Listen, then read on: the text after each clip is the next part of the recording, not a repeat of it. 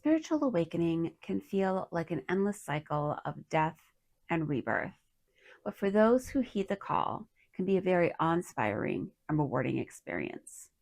Today on Galactic Alchemy, we are going to be discussing the 7 signs of spiritual awakening, and I'm going to be sharing little snippets of my own personal journey with you. I hope you get a lot out of this session, and I look forward to hearing your thoughts on it in the comments.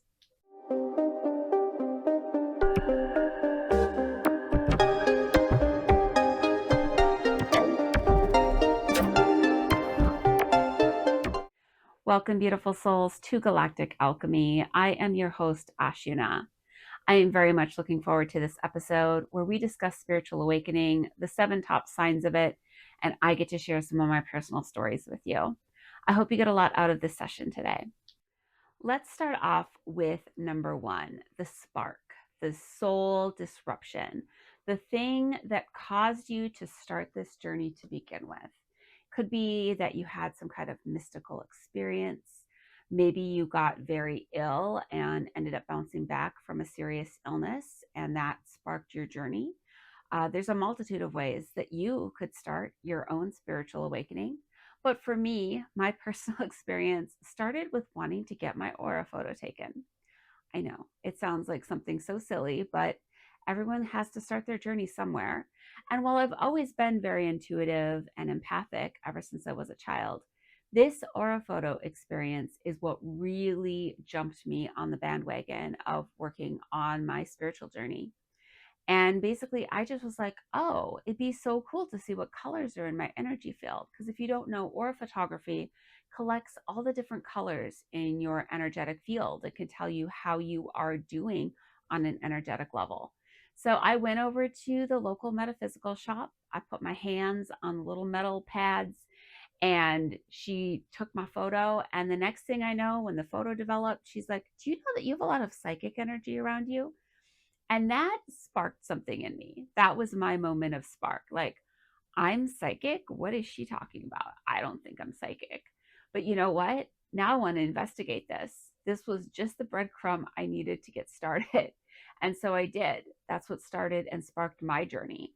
So we jumped in and started going and learning and developing and jumping into the next few steps on our list here today. Let's jump in to number 2, the Seeker's High. This is where you go on a quest to take all the classes, learn all the topics, do all the things, because you are so excited to go on this journey. Everything is new to you. You're like a kid in a candy store. You can never seem to get enough of what is available to you. And I'm going to tell you, I was no exception when I started. The whole time I was walking around getting my aura photo taken, I was looking at the crystals. I was digging through the things. I was trying to figure out maybe what else I wanted to get besides my photo taken that day. And yeah, I left with some crystals that called to me that I was like, oh, these have some cool properties. Let's bring them home with me. And then I started going to psychic development class, and psychic development class led to other classes. And before I know it, I was deep down the rabbit hole of spirituality. And I just want you guys to know you're going to be no exception to that. You're going to go on your own journey and you're going to find what calls and speaks to you. Number 3 is this is a hard one. This one is ego death. Who was I really before I jumped down this rabbit hole of spirituality? Who am I now? This is the period of deep contemplation where you're not really sure who you are, where you're going, what you resonate with anymore, because who you were before is not who you are now, but you're not fully who you are about to become. You're kind of somewhere in the middle. You're in this little limbo purgatory space. And it can be really hard because you have to let go of things that don't resonate with you anymore. But the new things aren't fully here and ready to be embodied. So this part of your journey can be, it's a real blow. It can be a real blow. And let me tell you, when you start to acknowledge certain issues that you have with yourself, and you start to kind of delve into some of the shadow work aspects as your ego dies, it can be very overwhelming. And I know I personally went through this experience where it's like, what am I even doing anymore? Work doesn't feel calling to you anymore. You just not sure what you like to eat anymore because your food tastes change, and you just don't really know who you are. You just know that there are aspects of you that don't belong anymore. And there are other aspects of you that are still being built and still coming online. So it can be a very confusing time for people, but it's one that we all must face at some point in our journey. During our ego death, this is also a period of dark night of the soul. This is where you're really truly delving into darker aspects of yourself, acknowledging things that maybe you need to work on or heal. And sometimes we have stuff pop up that is from past lifetimes, and we don't know what this is even about because it has no connection to what's going on now.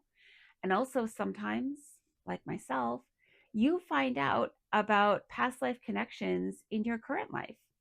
I know when I was going through this period of time, I went and had a past life regression session done.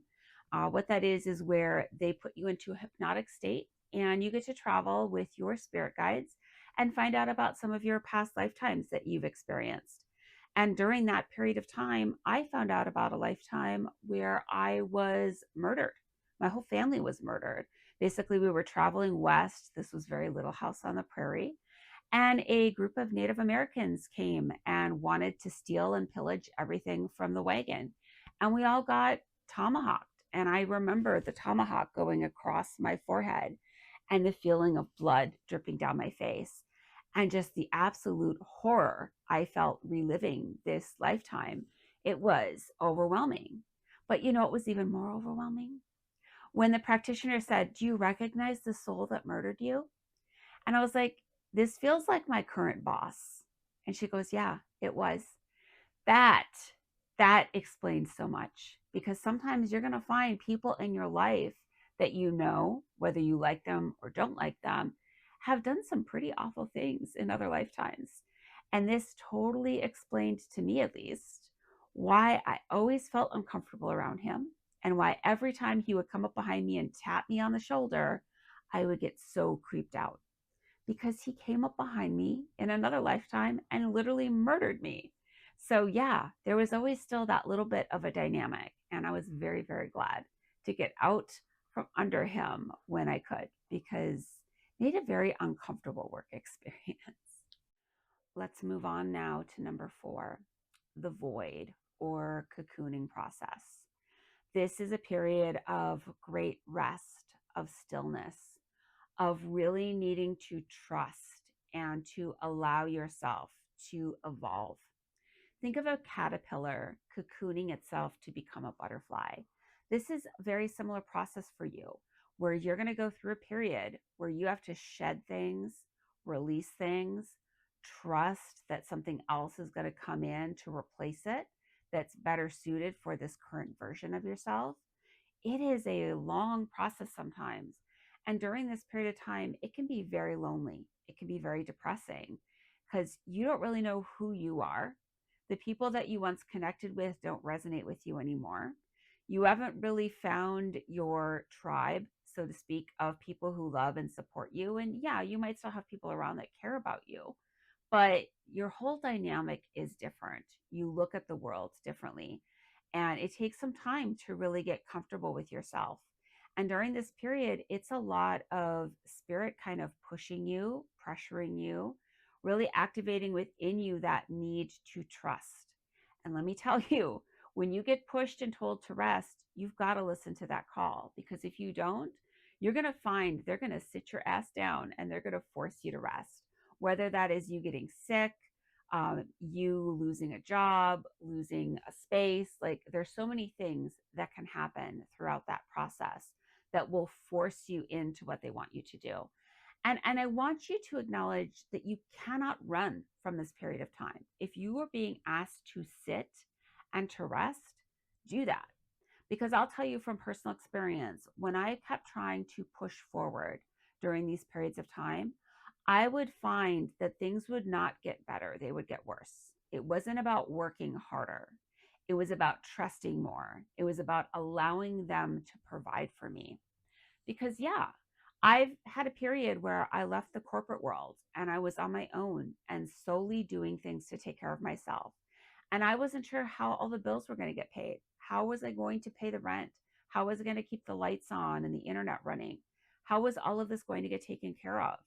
And I kept pushing myself at times to continue to do my work and to show up and to do what I felt like I needed to do. I felt like I'm not working hard enough. Like I'm not getting where I want to go because I'm not working hard enough.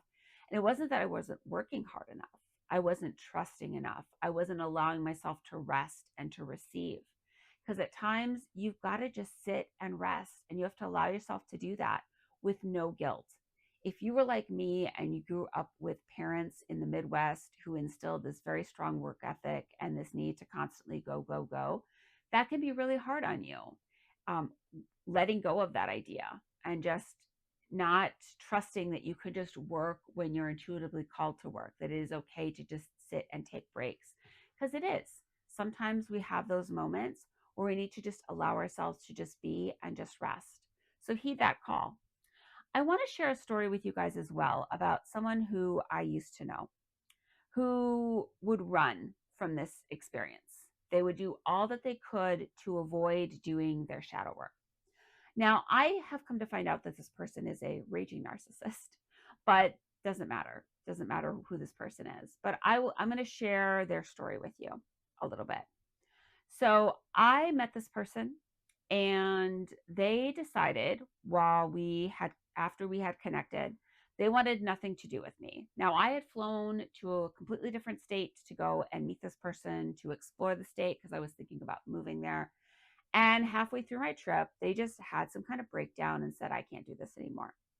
Now, this person happened to be living with a friend and wasn't having to pay rent or do anything, was just working on themselves at that time, supposedly.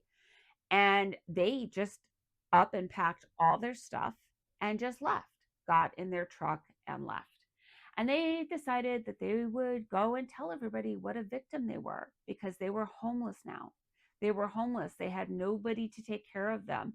They didn't know what they were going to do or where they were going to go. When in reality, this was all a choice that they made. But they kept running. They kept going and they would travel to different states. And eventually, they got to a place where their car ended up getting totaled. And they were fine. They came out unscathed, but their car was totaled out and they could not keep going. They were literally being forced to sit down and pay attention and do their shadow work. But you know what? That wasn't enough for them. They still ended up avoiding their shadow work. And I don't know if they've ever gone and done their shadow work because I don't keep tabs on this person anymore. But I just want to share that story with you that you guys can't run from this. Spirit will find a way to sit your ass down and they will force you to take the time to do the work and to tap in and to connect with yourself and see what are things that you need to fix, evolve, shift, or change within you and your energy. Moving on to number 6, the purpose path. This is where you truly figure out what is your purpose and reason for being here. Are you here to create art? Are you here to help others awaken? Are you here to be a doctor, a lawyer? What are the gifts that you came to Earth to share with the world? This is when you really figure out what your purpose is, what you want to focus on, and you start working towards that and embodying that version of yourself. And when you fully acknowledge this, it can be a very intriguing experience. It can be like, oh, okay, no, I'm ready. But then there's still part of you that might want to hold back and not fully embody this. But I'm going to tell you, when you let yourself fully embody who you are as a soul essence, that is when everything starts to change for you. Because when you allow the things that you are not to go away and you allow yourself to just be, just let your freak flag fly, that is when you truly embody everything and everything starts to click and come together for you. If you're still here with us, you've made it to number 7. And this is my favorite part. This is the embodiment stage. This is where you fully embody who you are. You don't care what other people think of you. You don't care what's going on around the world. All you care about is your little part of the universe, what you have cultivated and created for yourself. And while, yes, you want to help others and you want everyone to come together and love one another and embrace this, you're fully embodying who you are. You know very clearly what you're about, what's important to you, and you're letting yourself just shine. And this is the best part, because when you fully embrace who you are, you let yourself be whoever you wish and desire to be. You don't try to carve yourself to fit the narrative of what everybody else wants you to be. Or you don't try to fit in by society standards. You just let yourself be what feels comfortable to you. That is when people start to notice you in a new way. They start to see how confident you are, how, there's just this energy about you. And it can be very exciting. And I want you to embrace that version of yourself. I don't care how you want to dress, I don't care what your lifestyle is. Live life on your own terms. As long as you're not harming anyone else and you're not hurting yourself, then you can live life in whatever way works for you. As long as you're following the karmic laws, that's really all that matters in the end. I want to thank you all so much for coming and connecting with me today. I hope that these 7 levels of spiritual awakening have helped you or shaped you in some way, shape, or form. If you guys have questions, things you'd like to share, I'd love to hear your thoughts in the comments. Please drop in the comments down below your own personal experience. What has your spiritual awakening been like? What started you off on your journey? And if you don't have a story that you'd like to share, then leave a little heart emoji just to show a little bit of love to me as a content creator. I love you. I support you. I appreciate you. And I can't wait to come back soon again with another session and more readings for all of you.